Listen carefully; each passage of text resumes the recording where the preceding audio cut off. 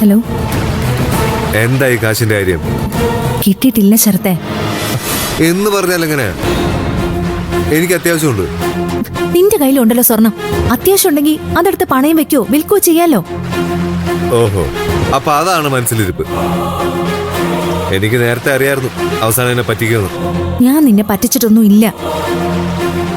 നമ്മളെടുത്ത സ്വർണത്തിന്റെ നേർപകുതി ഞാൻ നിനക്കല്ലേ തന്നത്. എന്നിട്ട് പോരാന്ന് പറഞ്ഞപ്പോഴല്ലേ കുറച്ച് കാശ് കൂടി തരാന്ന് ഞാൻ ഏറ്റത്. ഏറ്റെങ്കിൽ അത് ചെയ്തിരിക്കണം. അതല്ലേ മര്യാദ. മര്യാദയൊന്നും നീ എന്നെ പഠിപ്പിക്കണ്ട. അത് നിന്നെക്കാളും കൂടുതൽ എനിക്കുണ്ട്. നിനക്ക് കാശ് തരാന്ന് ഞാൻ പറഞ്ഞിട്ടുണ്ടെങ്കിൽ അത് തന്നിരിക്കും. തങ്കച്ചിയാ എനിക്കത് തരേണ്ടത്.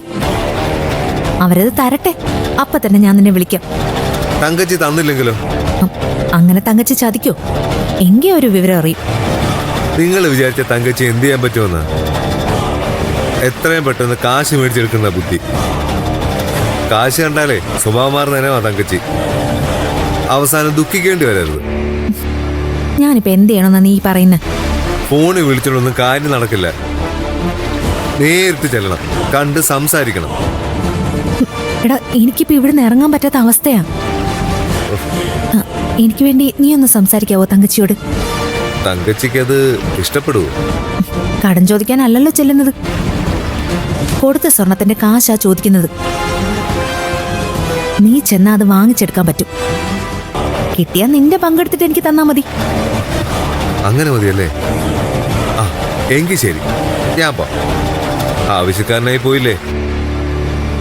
പക്ഷെ ഒന്നോർത്തോ, എന്നെ പറ്റിക്കാമെന്ന് ഒരാളും വിചാരിക്കണ്ട. അതും ഇതുപോലൊരു കേസിൽ. തിരിച്ചെനിക്ക് പലതും ചെയ്യാൻ പറ്റുമെന്നറിയാലോ. അറിയാം.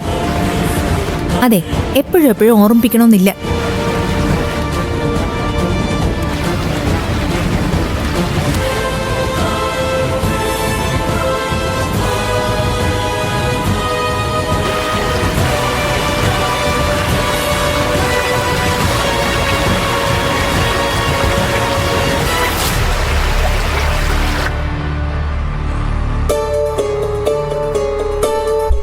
ഞങ്ങൾ ഇറങ്ങട്ടെ അച്ഛാ. ആ മോളെ, പറഞ്ഞൊക്കെ ഓർമ്മയുണ്ടല്ലോ.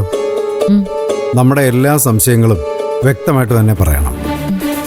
ഇവിടെ നടക്കുന്ന എല്ലാ പ്രശ്നങ്ങളുടെയും ബുദ്ധികേന്ദ്രം ശരത്താണെന്ന് സ്ഥാപിക്കണം. എങ്കിലേ അവരുടെ ഭാഗത്തുനിന്ന് നടപടി ഉണ്ടാകത്തുള്ളൂ. നടപടിയൊക്കെ ഇപ്പൊ വേണമെങ്കിൽ അവർക്ക് എടുക്കാം അച്ഛാ.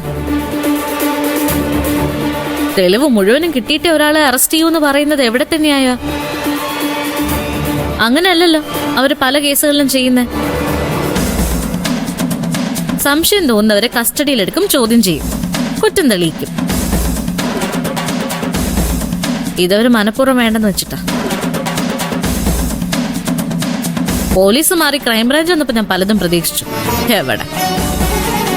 ഉറങ്ങുന്നവനെ ഉണർത്താൻ പറ്റും, ഉറക്കം നടിച്ചു കിടക്കുന്നവനെ നമുക്ക് ഉണർത്താൻ പറ്റുമോ? തൽക്കാലം ഇപ്പൊ അങ്ങനെയൊന്നും ചിന്തിക്കേണ്ട മോളെ. മുൻവിധിയൊന്നും ഇല്ലാതെ പോയി കാണുന്നേ.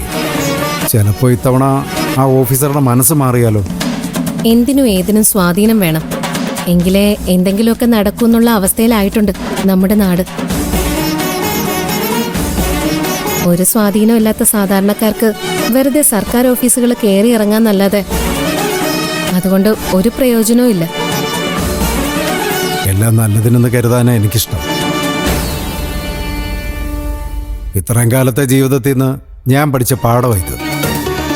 സ്വർഗവും നരകവും ഒക്കെ ഇവിടെ തന്നെ. ചെയ്ത തെറ്റുകൾക്കുള്ള ശിക്ഷ അനുഭവിക്കാതെ ആർക്കും ഇടപെട്ട് പോകാൻ പറ്റത്തില്ല. അതിപ്പോ എനിക്കാണെങ്കിലും നിങ്ങൾക്കാണെങ്കിലും ശരത്തിനാണെങ്കിലും. ആ ഒരു വിശ്വാസത്തിലച്ഛാ ഞാനും മുന്നോട്ട് പോകുന്നേ. എന്നാ ഞങ്ങൾ ഇറങ്ങട്ടെ. ആ പ്രിയ, നമുക്കൊരു ഓട്ടോ വിളിച്ചു പോയാ പോരെ? എന്തിനാ ആ കാശ് കളയുന്നേ? എന്റെ വണ്ടി ഇരിക്കല്ലേ, ഞാൻ കൊണ്ടുപോകാൻ ചേച്ചി. ശരി അച്ഛാ.